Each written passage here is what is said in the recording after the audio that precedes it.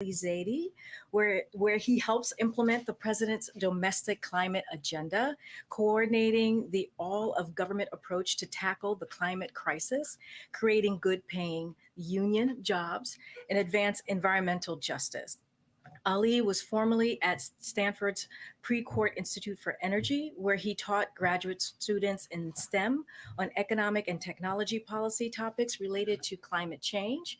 For 8 years, Zaidi served in key roles within the Obama Biden administration, including as the Associate Director for Natural Resources, Energy, and Science at OMB, as Deputy Director of Energy Policy for the Domestic Policy Council, and as a Senior Director for Cabinet Affairs. He is here today to discuss the Biden Harris lead pipe and paint action plan, which was announced earlier today. I hope you all join me in welcoming him to the podium and to the briefing room. It's his first time, so all yours. He's going to take probably like 2 or 3 questions afterwards. I'll let you know who gets called on, but thank you so much, Ali. The podium is yours. Thank you, Karine, and good to be with everybody here today.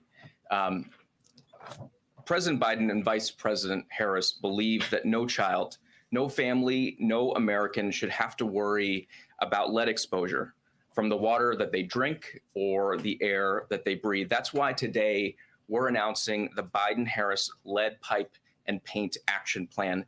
10 agencies stepping forward with 15 bold actions, the nation's largest investment in infrastructure to take on and tackle this public health crisis and this staggering source of environmental injustice. Let's do some of the numbers here. Lead exposure threatens millions of Americans through their water, up to 10 million households and 400,000 schools and childcare centers. Through lead paint in nearly 24 million housing units. This is where people live. And we know that these exposures are highly unsafe, especially for our kids. We're not just finding out. We've known this for over 100 years. In fact, Congress passed a law banning new lead pipes in the year I was born. And in the years since, we've let these pipes persist in our communities. And the truth is they persisted the longest in low-income communities, whether rural or urban, and in communities of color. The good news is this: we know how to get after this challenge and fix this problem. And that's why President Biden and Vice President Harris have made replacing lead pipes a centerpiece of the bipartisan infrastructure law. And why today, Vice President Harris stood with child health champions and labor union leaders alike to join together and issue this action plan with a new goal to make rapid progress replacing all lead pipes in this decade, working in close collaboration with our state, local, and tribal partners with a focus on communities that have been underserved and overburdened, and in a way that creates good paying jobs, jobs welding and fabricating, jobs fitting and installing these upgrades, jobs in infrastructure that can support a family. Today's action plan has 3 pillars. The first is about getting resources into the hands of communities. EPA is announcing that nearly $3 billion from the bipartisan infrastructure law will be deployed next year in 2022 to replace these pipes. And we're going to tap into the American Rescue Plan that the president passed at the beginning of his administration with its $350 billion in state, local, and tribal recovery funds. Second, the EPA is writing new regulations that will strengthen the lead and copper rule, including enhanced testing requirements. This is absolutely critical that we pair the investments with clear standards about where we need to go. And third, we're marshaling tools from across our agencies, 10 of them bringing actions to the table so that we can tackle this crisis head on. And just as an example, we've got a cabinet level partnership, a bunch of agencies coming together at the very top of the agencies, focused on lead remediation in schools and childcare centers. We've got the CDC working overtime to make sure we close those gaps that we have in critical health screening. across our federal housing portfolio, HUD, USDA, the Department of Interior, we are working to eliminate lead pipes and lead paint hazards. And we've got EPA and the Department of Labor working with local communities, not only to accelerate projects, but make sure that we do them in partnership with unions. Thanks to the leadership of the president and the vice president, we passed a big deal bipartisan infrastructure law, and that's going to help us replace all the lead pipes, and we're excited to get to work. With that, eager to take some questions. Thank you so much, Ali. Ali, I'd like to ask you about the Build Back Better plan. The plan is sort of clearly at risk right now in Congress. It's certainly doesn't look like it's going to happen before Christmas. The climate piece is a good chunk of that. What will you guys do in your office if those provisions don't end up getting passed? And how does the president then intend to proceed with his goals of reducing emissions without it? Jeff, thanks for the question. What we're talking about today, I think, reinforces the case for investing in America. Every dollar that we invest in this challenge to take on the lead pipe crisis around the country yields $3 of benefits. It's going to unlock good jobs. It's going to unlock public health benefits. It's going to help revitalize communities left out and left behind. And the Build Back Better Act does exactly that same thing, a playbook that is focused on boosting our economic resilience and taking on the climate crisis. And we're excited to be involved in conversations that help us move forward. But let me also note this. From day one in this administration, every single day, the president has been advancing critical climate action. You look at some of the actions we've taken in just the last few months, tackling super pollutants in the form of hydrocarbons, tackling methane emissions, not only here, but bringing around over 100 countries from around the world to take on the same challenge, making sure we're shifting quickly to an electric vehicle future. So we're excited to be continuing to push forward in an ambitious way, in a bold way. And I think today's announcement really brings home the point. If we invest in America, we create good paying jobs, we unlock environmental benefits all at the same time. Well, just to follow up, what are your biggest concerns about things that may be taken out of that bill, if it passes at all, in the climate space?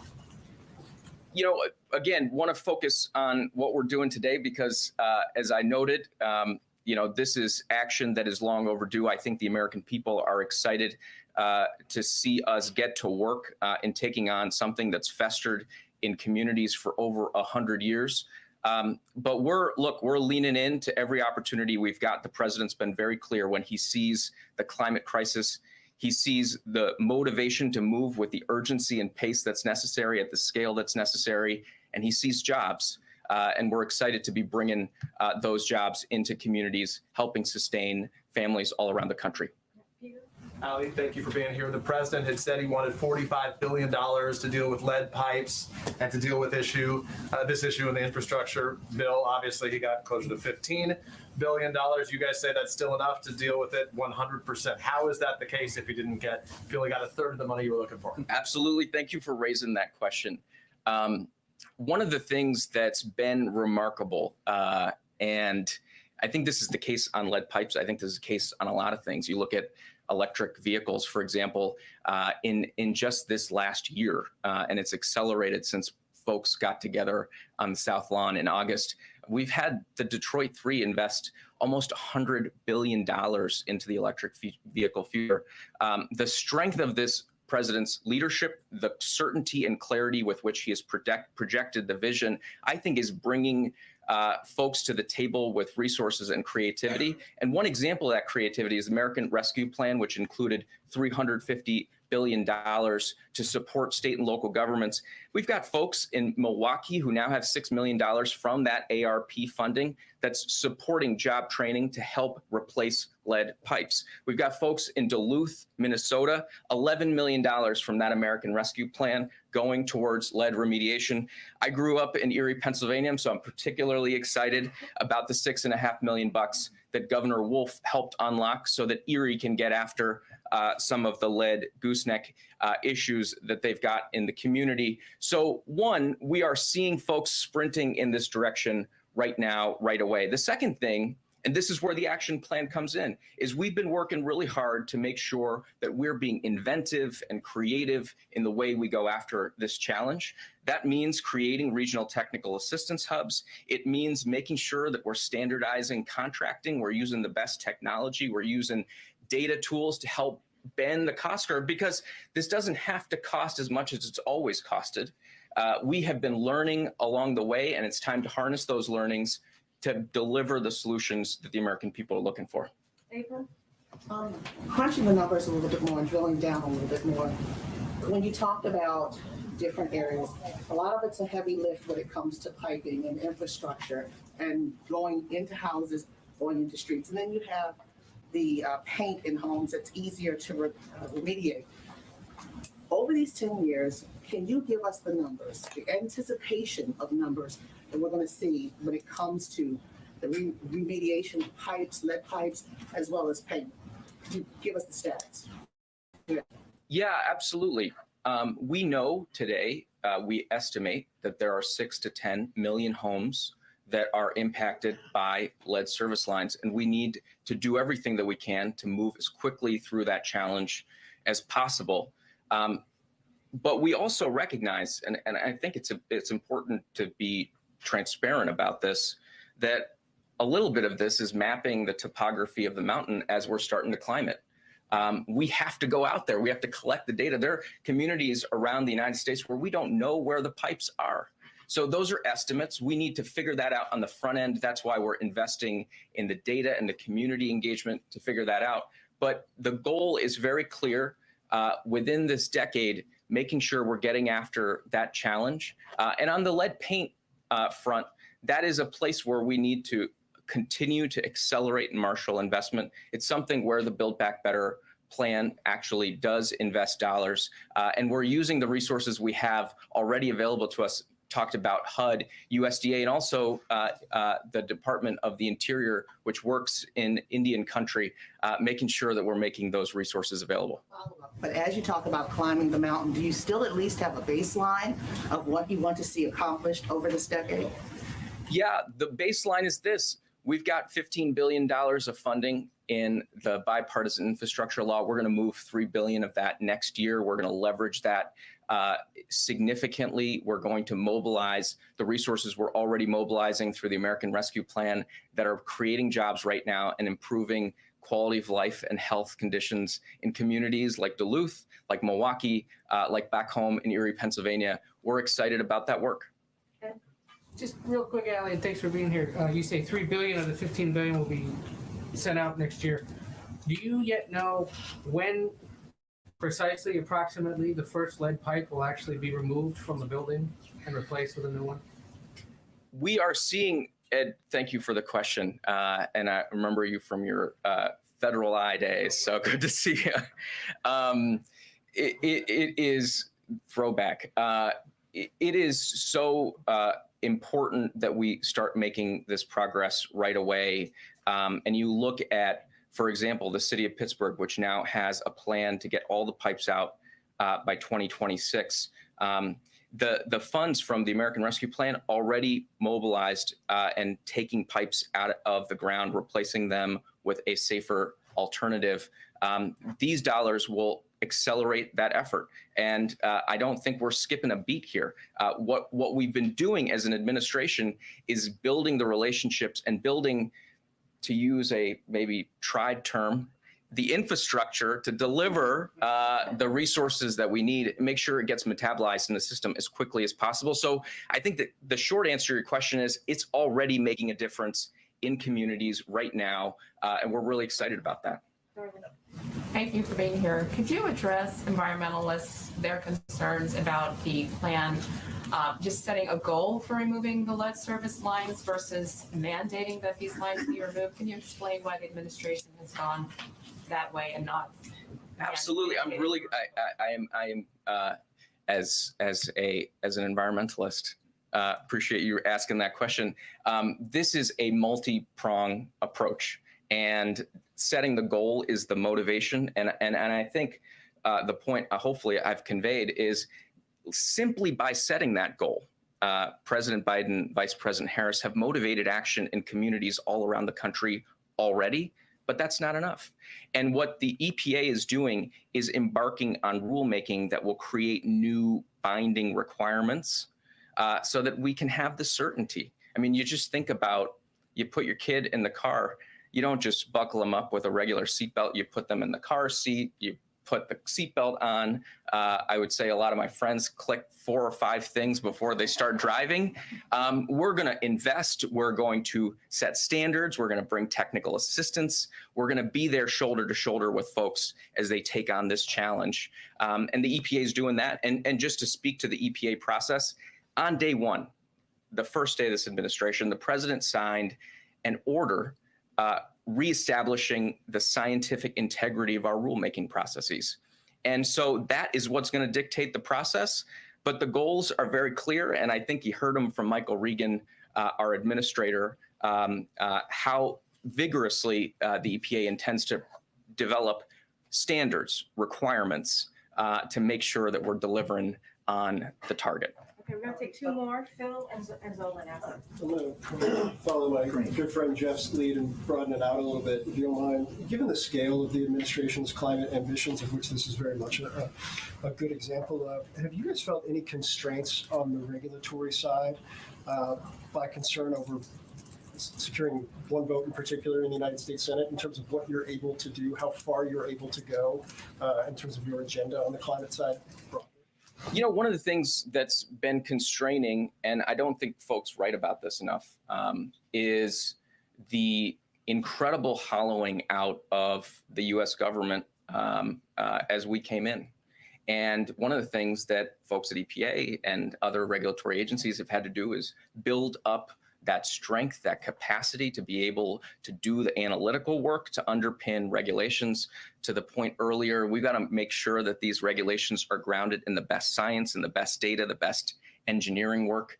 But if you look at our record, you know, I just tick through some of the sectors. You look at the industrial sector, we finalized regulations that will take hundreds of million metric tons out of the air in the form of hydrofluorocarbons avoided.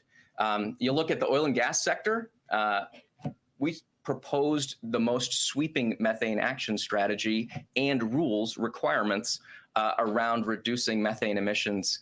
And we went and we galvanized the rest of the world to come along with us, over 100 countries joining that ambition. You look at the auto sector, which is going through transition.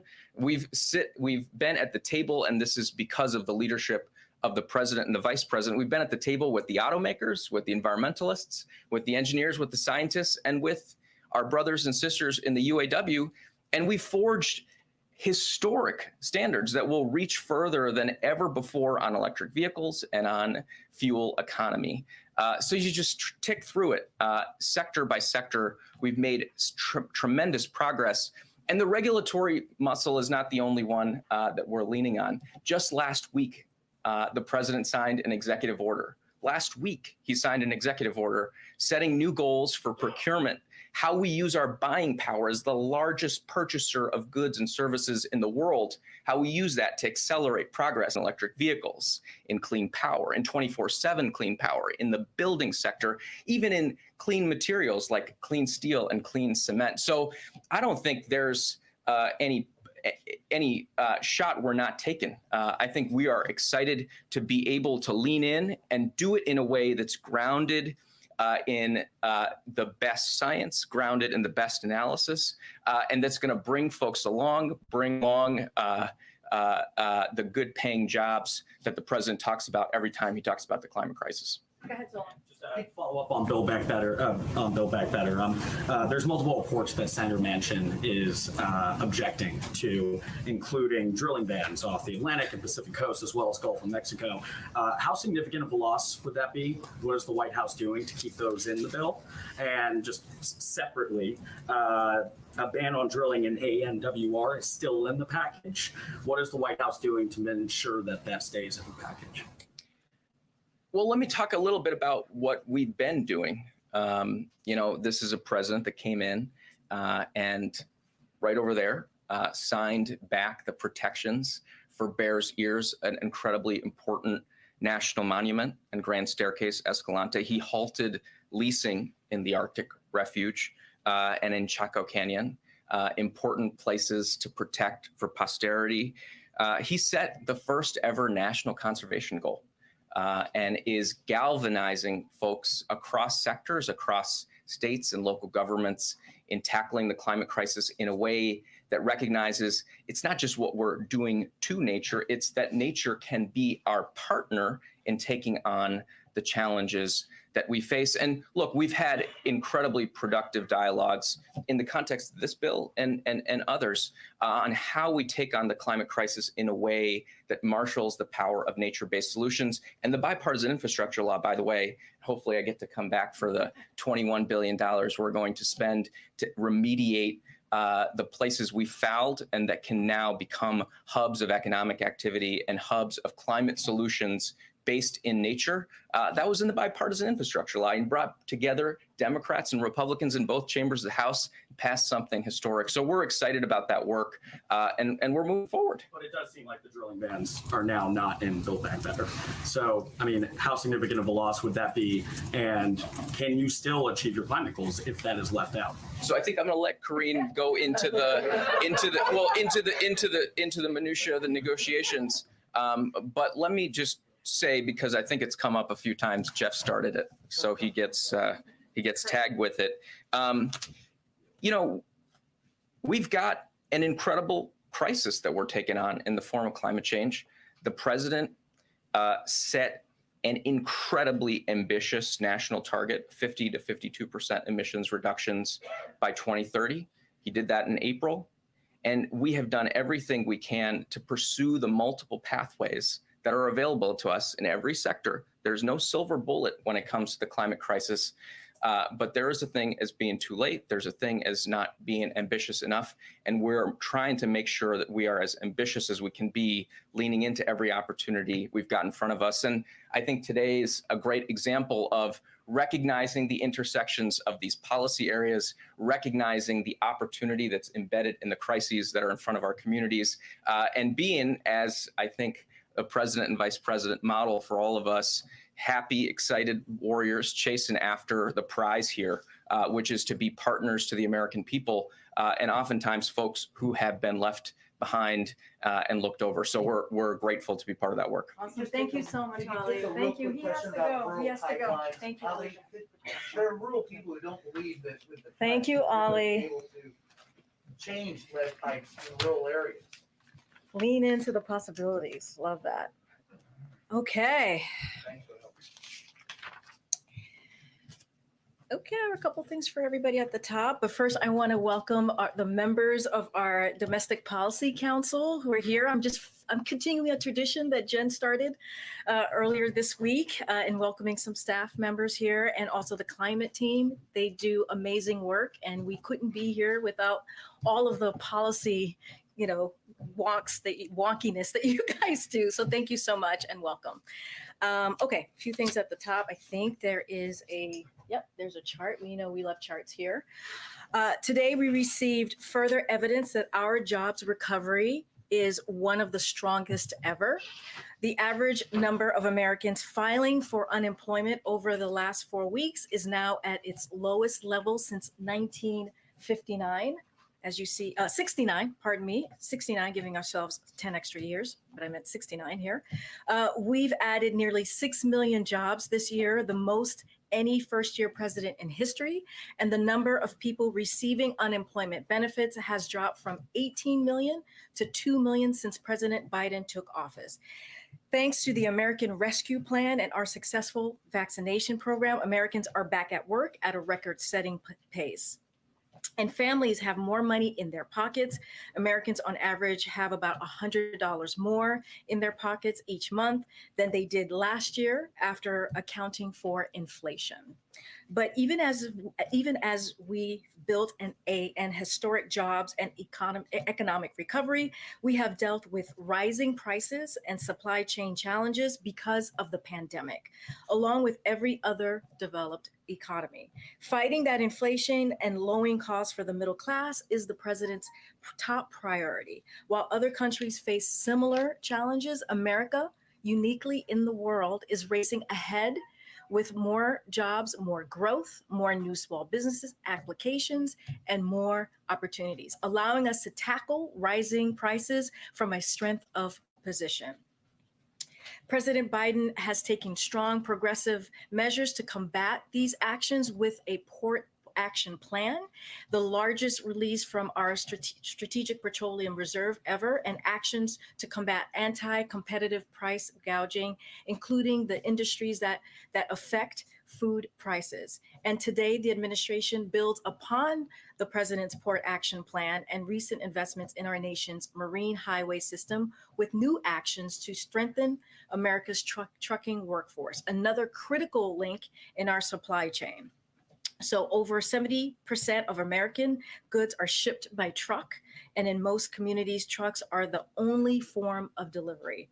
The truck action plan will cut red tape, make it easier for people to get commercial licenses, expanding trucking apprenticeship, and launch outreach efforts to recruit new drivers, including by reaching out to veterans who already have the skills and experience to fill these jobs. This is the largest action the administration is taking to address supply chain blockages with the goal of reducing prices. So this is a big day for the administration. Lead pipes and taking on the supply chain with the trucking, our truck announcement.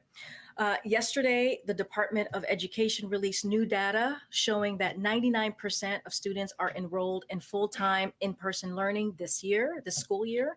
The data shows that not only did schools open their doors to offer full-time in-person learning this year, but that nearly all students and parents actually chose to come back as well. This is very good news and in alignment with one of the president's top priorities. It's why he pushed so hard to pass the American Rescue Plan, which is giving schools funding to continue implementing mitigation measures, as well as help get students back on track.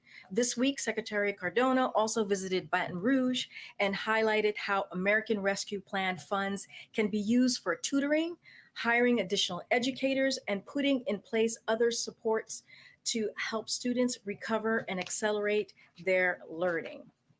And last but not least, today, Deputy National Security Advisor for Cyber Ann Neuberger and National Cyber Director Chris Inglis put out a letter to directly communicate with CEOs and business leaders around the country about the specific steps they can initiate now to reduce the risk for their organizations during this time of heightened risk and into the new year.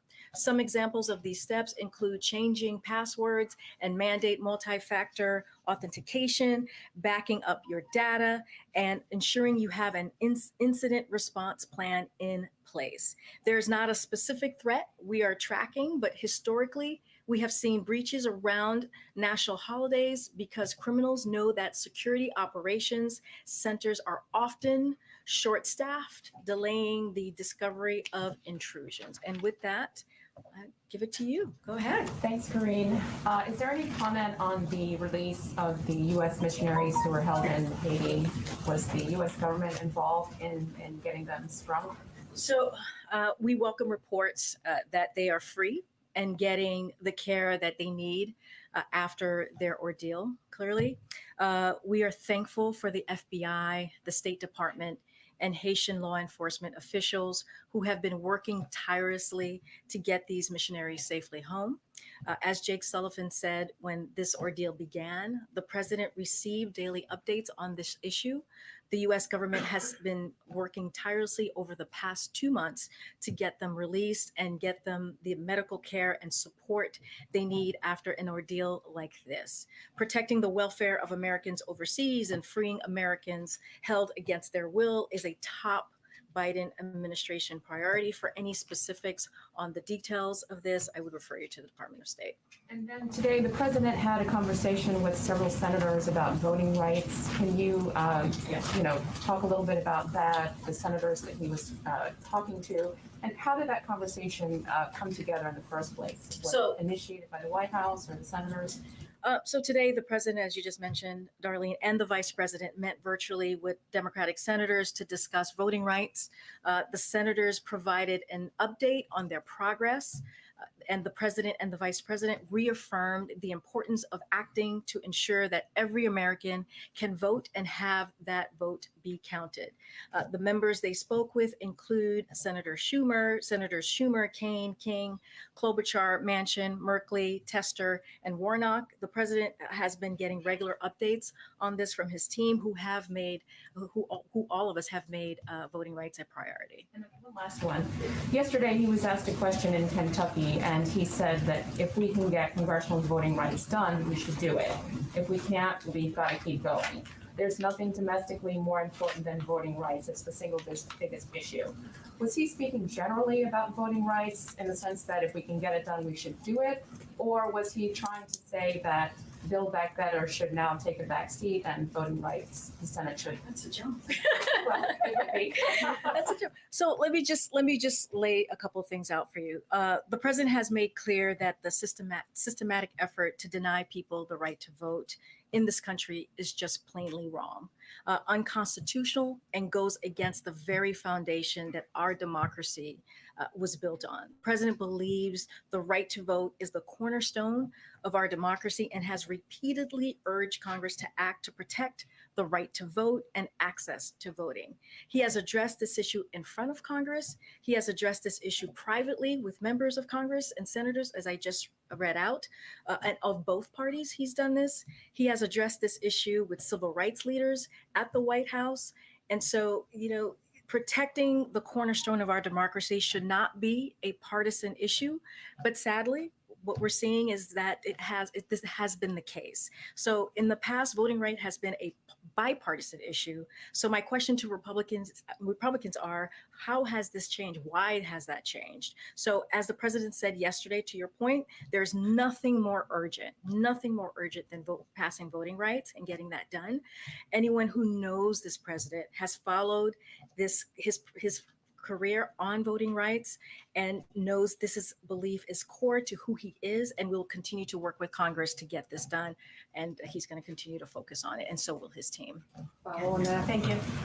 Earlier this week, the White House described talks between the president and Senator Manchin as constructive and productive, but sources on the Hill say that these talks have actually been going, very poorly, and it does now appear that Build Back Better doesn't have a path forward this year. So I'm wondering, how now would you describe the conversations between the two, and what again were those areas of productivity earlier this week? So as you all know, we don't go into specifics. We have a policy of not talking about private conversations, and even Manchin said that himself.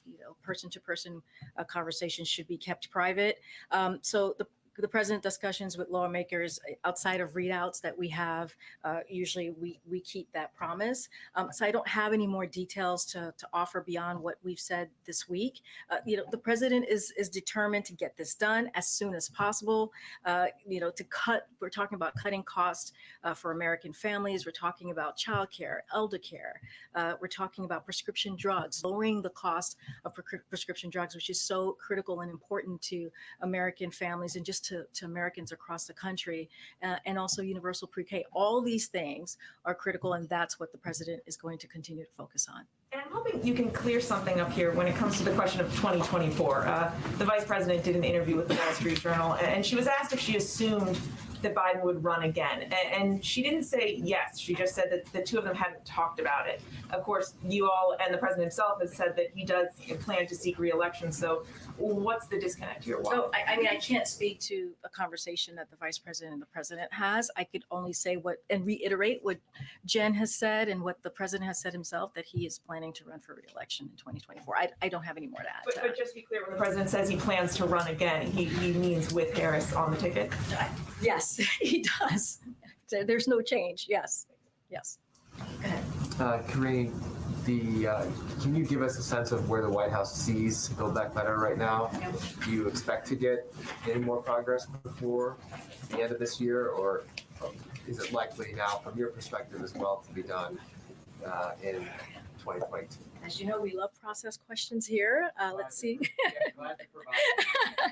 So, look, there are a number of conversations happening behind the scenes, and I'm just not going to get it. I'm not in a position to to give you an update or to get ahead of what the process is going to be here today. What I can reiterate how important getting Build Back Better done. This is a priority for the president to lower cost again for Americans, as I just listed out: childcare, elder care, prescription drugs, universal pre-K. All of these things are highly critical to American families, and that's what they want us to see us do, is to deliver, and that's going to be our focus. And one more on COVID. The variant is raging, deaths and cases are up in this country and worldwide. The president unveiled his winter plan a few weeks ago. Broadly, given where the cases are right now, does the White House feel that its strategy is working? So we know that the tools that we have in place is indeed works, right? And the president, what he did with his winter plan that he put out a couple of weeks ago is just to build on that, build on what we know works. So our commitment, just to lay out a little bit here, is to sharing information transparently and as expeditiously as we can. We also want to make the most important thing clear, and we must all, in this moment of the pandemic, we both know and have the tools, as I just mentioned, we need to protect us, different than any other points of this pandemic. If you think about where we were a year ago, we had less than 1% of the population that was fully vaccinated. Now we have 71% of the American public that's fully vaccinated. So we are in a different place than we were before, and that's because what we know is working. What the tools that we have, we know are working. So the most important and encouraging news we have is that vaccines, in particular, boosters, we know protect us.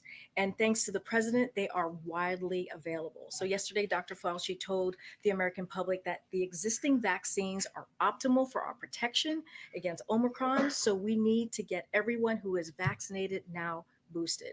We've made them readily available. They're free.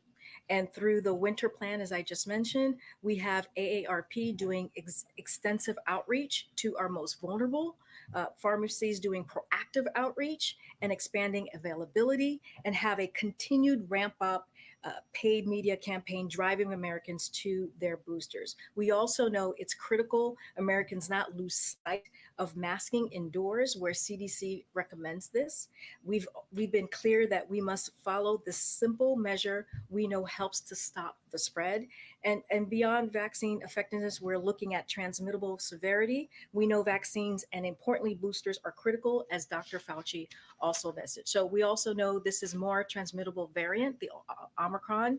And so we have to do everything that we can to get people vaccinated quickly and get boosted, and also boosted as quickly as we can. So we're just going to continue pushing forward the plan, the tools that work to get Americans vaccinated and boosted.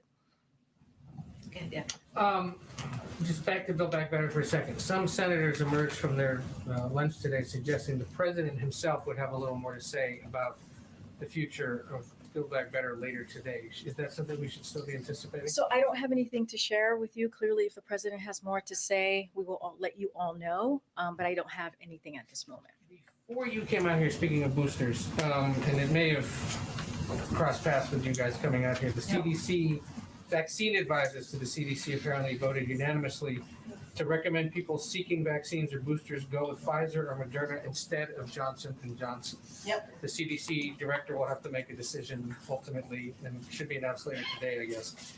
I'm just curious at this point, what would be the message to somebody who has a J&J shot, and is it responsible for the United States to continue distributing that shot not only in this country but around the world if the vaccine advisors are saying that? So as you know, ACIP is an outside advisory panel. So the ACIP regularly meets to discuss the vaccines and clinical usage, as Dr. Walensky said yesterday. So it's not unusual. This is regularly happening. Whatever decision they come to will go then to Dr. Walensky, and we will follow her guidance once we get that. But what we know right now and can focus on is that the importance of getting vaccinated and boosted, as I just laid out, we have 3 effective vaccines available to people widely around the country. And right now, what we know, it is critical to get vaccinated and boosted to protect yourself from Omicron. So that's what we know at this moment, is that we have 3 that are effective. If she were to come back and say, and this is a hypothetical, I want to stress that. Yes, and I know it is a hypothetical. We do not like hypotheticals in this room. Do we know how whether she could say we shouldn't be giving out J&J anymore and how quickly it could be removed from the market? I can't get ahead of what Dr. Walensky is going to say. We follow the science. We listen to the public health experts. That's our motto here, the North Star, if you will. And I'm going to leave it to Dr. Walensky. Yeah. Just want to circle back to Russia. Have there been any updates in terms of, I know there's obviously a U.S. official in Moscow, where things stand on the talks, any announcements about future talks maybe coming in the days or weeks ahead? Yeah, so we're constantly consulting closely with our European allies and partners to determine the best way to proceed with the security talks that President Biden and President Putin agreed to very recently. Today, National Security Advisor Sullivan had a call with his B9 counterparts. Yesterday, he spoke with Russian Presidential Foreign Policy Advisor. Today, Assistant Secretary of State Karine Jean-Pierre is in Brussels meeting with NATO allies to brief them on that conversation and on her meetings in Kiev and Moscow, which she had this week. Our focus continues to be diplomatic progress and de-escalation. That is the most important thing here. We believe progress is possible on ending the conflict in eastern Ukraine through implementation of the Minsk agreements in support of Normandy format. So that is our focus right now. Okay, and then just one more on circling back to Build Back Better. Yeah. I know the president's a veteran of these types of things, 36 years in Senate Vice President. Does he view this as just kind of a step in the process? Is it a setback? What's kind of his perspective on where things stand right now in these talks? Yeah, so I just to step back for a second and look at the big picture of what we've been dealing with here. So this president and the congressional leadership team working with two of the narrowest majorities possible has passed several of the most impactful economic legislation in American history. He turned around a failing COVID response and a sputtering economy, and he's taking strong action to address the financial challenges that Americans care about the most. His leadership and bills and those bills now resulted in unprecedented economic recovery that is the envy of the world, historic job growth, the fastest drop in unemployment in history, strengthened supply chains, and boosted competitiveness against China. We delivered because we stayed focused on what the American people care about and did the work. That's exactly what's happening here. Meanwhile, Republicans are actively seeking to hurt the pandemic response, explicitly rooting for inflation to get worse. And so they are blocking what we're trying to do for the American people, which is bringing down the cost and doing the work on behalf of the American people. So of course, any president wants anything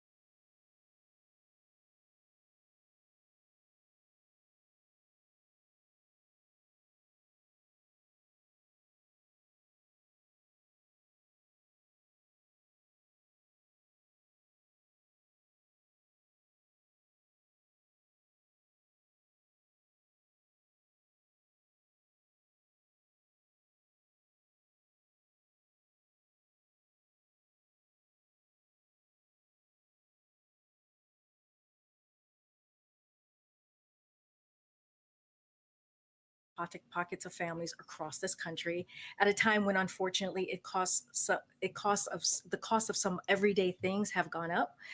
We'd hope that everyone in this town, regardless of party, would support it. The president was clear when he signed the child tax credit extension into law as part of the American Rescue Plan. He viewed it as a vital tool to fighting child poverty and helping families.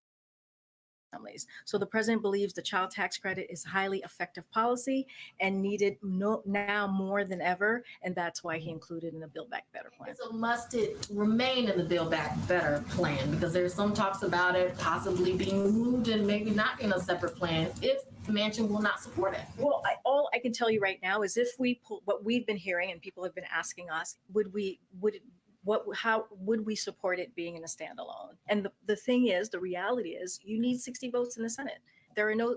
We do not have 60 votes in the Senate to do that as a standalone.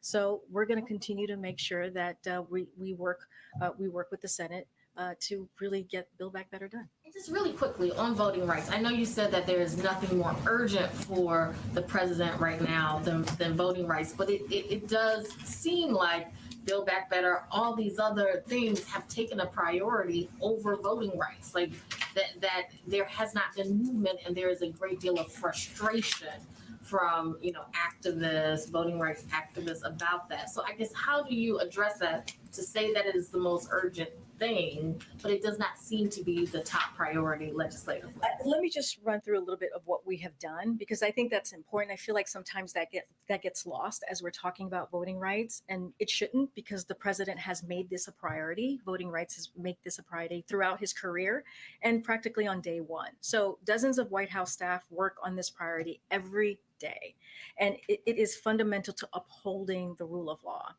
You all heard the president speak about this at length at the 10th anniversary of MLK's memorial, which was not too long ago, decrying the big lie and making the case for voting rights legislation. Here's what we've also done, because we are not waiting for legislation. We wanted to make sure that we moved forward very quickly and got some of these things done. So the president's historic executive order in March, which he signed on Bloody Sunday, and which agencies have now submitted action plans for, leveraging the power of the administration to protect the franchise and make it easier to vote. That's one.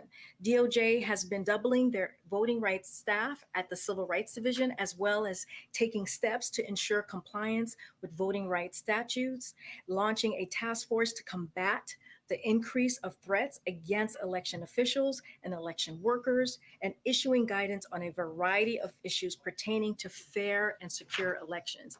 And the president appointed the vice president at her request to lead this administration-wide effort using the bully pulpit and convening power to the White House. So the president believes the right to vote is critical. It's crucial to the health of our system of government. So that's what we've been doing. So I don't want that to get lost. I'll get to you in a second, April. Thanks, Karine.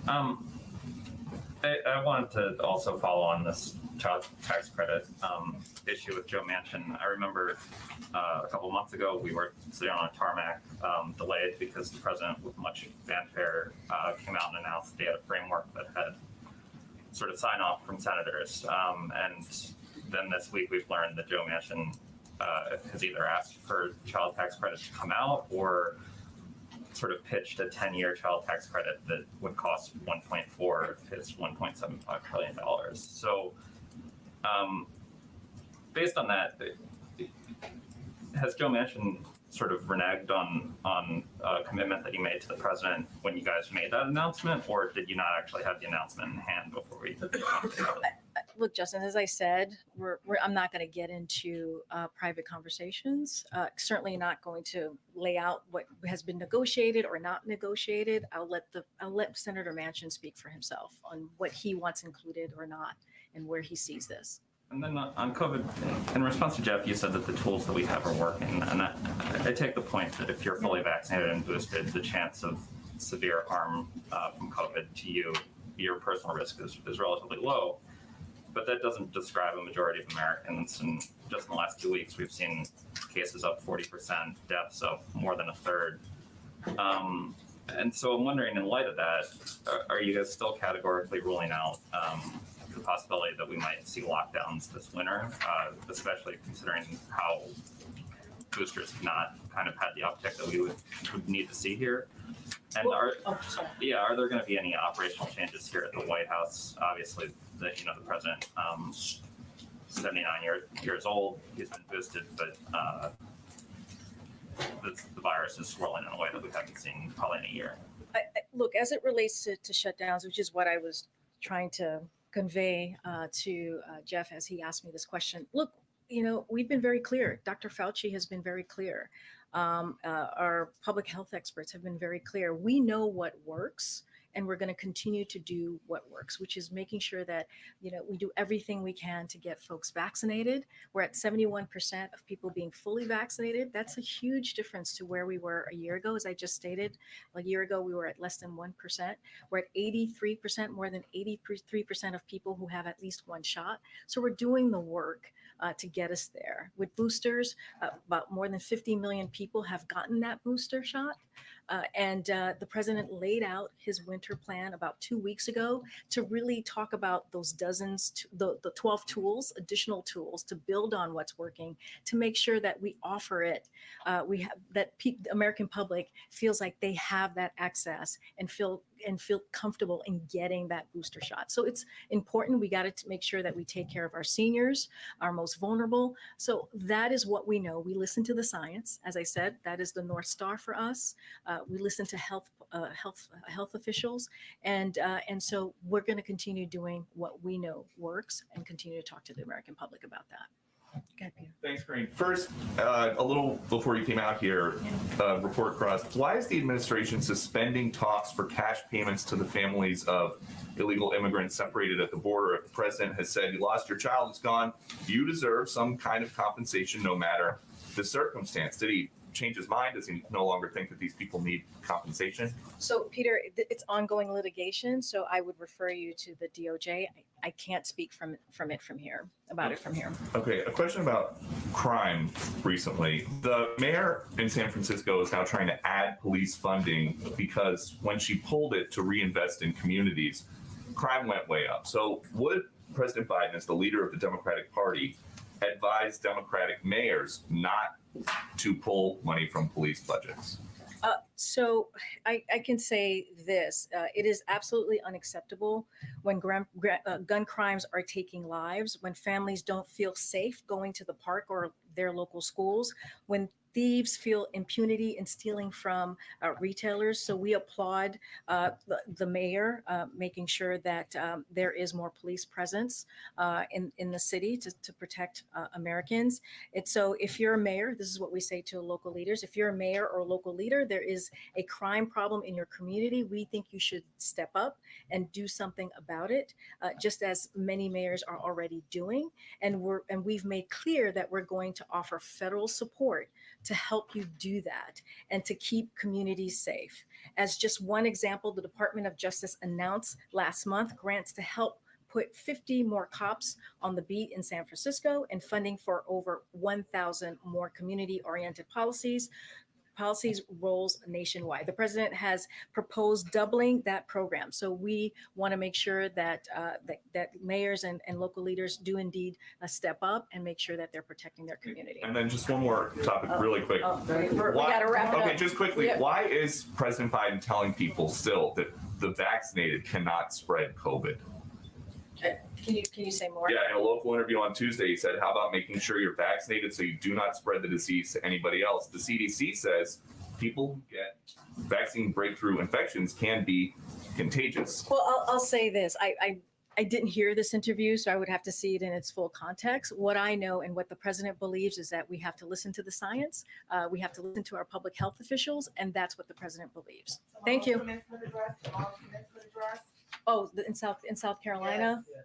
What's the topic? Is it talking about voting rights? I will have more to share with you on that later, but we know we have to go. But if you want, you can come and see me in the back, and I can get you more information. Thanks, everybody. Thank you. Thanks, everybody.